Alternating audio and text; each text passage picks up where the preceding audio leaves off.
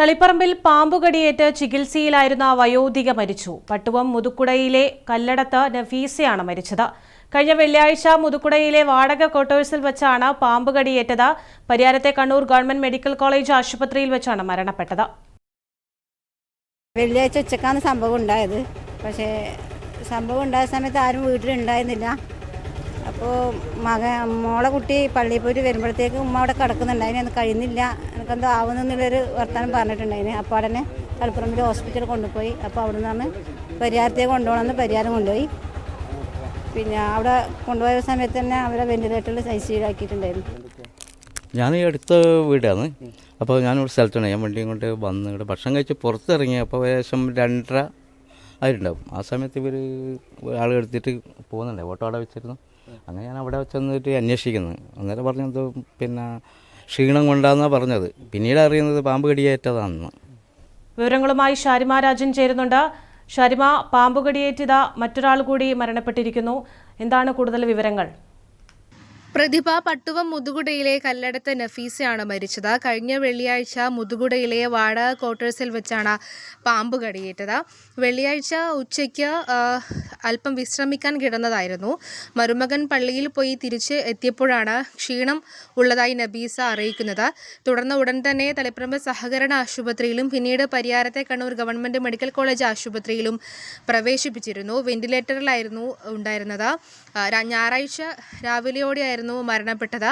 കടിച്ച പാമ്പ് ഏതാണെന്ന് ഇതുവരെ വ്യക്തമായിട്ടില്ല. എന്നാൽ ശംഖുവരയൻ പാമ്പാണ് കടിച്ചതെന്നാണ് സംശയിക്കുന്നതായി പരിയാരം മെഡിക്കൽ കോളേജ് അധികൃതർ വ്യക്തമാക്കിയിട്ടുണ്ട്. 2 വർഷമായി ഈ വാടക ക്വാർട്ടേഴ്സിൽ ഇവർ താമസം തുടങ്ങിയിട്ട് താമസിക്കുന്ന ചുറ്റുപാടുകൾ കാടുപിടിച്ച അവസ്ഥയിലാണെന്ന് പറയപ്പെടുന്നുണ്ട്.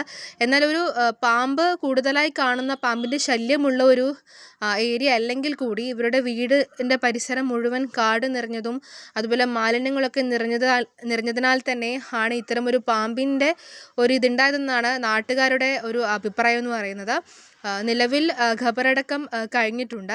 മുതുകുട ജുമാ മസ്ജിദിലാണ് ഖബറടക്ക ചടങ്ങുകളെല്ലാം നടന്നത്. ഭർത്താവ് പരേതനായ മമ്മദാണ് ഭർത്താവ്, മകൾ ഫാത്തിമ, മരുമകൻ കബീറാണ്. ഇതിനോടകം തന്നെ ചൂട് കൂടുതലായതിനാൽ തണുപ്പ് തേടി പുറത്തിറങ്ങുന്ന പാമ്പുകളുടെ എണ്ണം വളരെ കൂടുതലാണ്. ജാഗ്രത വേണമെന്ന് അധികൃതർ നേരത്തെ തന്നെ അറിയിച്ചിട്ടുള്ളതാണ്. കഴിഞ്ഞ ദിവസം സ്നേക്ക് പാർക്ക് അധികൃതരുടെ ഉൾപ്പെടെ വാർത്താ സമ്മേളനം ഉണ്ടായിരുന്നു. അതിൽ തന്നെ അവർ പറയുന്നുണ്ട്, ഭയമല്ല വേണ്ടത്, പക്ഷെങ്കിൽ മുൻകരുതൽ എടുക്കേണ്ടതുണ്ട്. പാമ്പിനെ വീടുകളിലേക്ക് കയറാതിരിക്കാനുള്ള മുൻകരുതൽ, ഈ എലി പോലുള്ളവയൊക്കെ വീട്ടിൽ നിന്നൊക്കെ ഒഴിവാക്കേണ്ട അങ്ങനെയുള്ള സാഹചര്യങ്ങൾ, അതുപോലെ തന്നെ വീടും പരിസരവും വൃത്തിയായി സൂക്ഷിക്കേണ്ടത്, അങ്ങനെയുള്ള ഒരുപാട് മുൻകരുതലുകൾ നമ്മൾ എടുത്തുകൊണ്ട് തന്നെ ഈ പാമ്പിൻ്റെ കടി ഏൽക്കാതിരിക്കാനുള്ള മുൻകരുതലുകളാണ് വേണ്ടത് തുടങ്ങിയ കാര്യങ്ങളൊക്കെ അധികൃതർ അറിയിക്കുന്നുണ്ട്.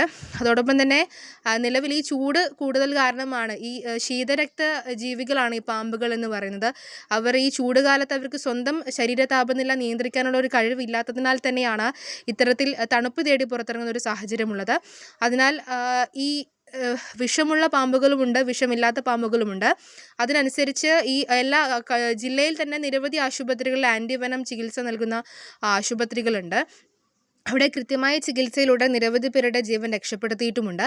അതിനാൽ തന്നെ ഒരു ഭയപ്പെടേണ്ട സാഹചര്യമില്ല. പാമ്പ് കടിച്ചതാണെന്ന് അല്ലെങ്കിൽ അങ്ങനെ ഒരു സംശയം ഉണ്ടെങ്കിൽ പോലും നമ്മൾ ആശുപത്രിയിൽ പ്രവേശിപ്പിച്ച് ഡോക്ടർമാരുടെ നിർദ്ദേശം തേടി ചികിത്സ എടുക്കേണ്ട ഒരു സാഹചര്യം കൂടി അധികൃതർ പറയുന്നുണ്ട്.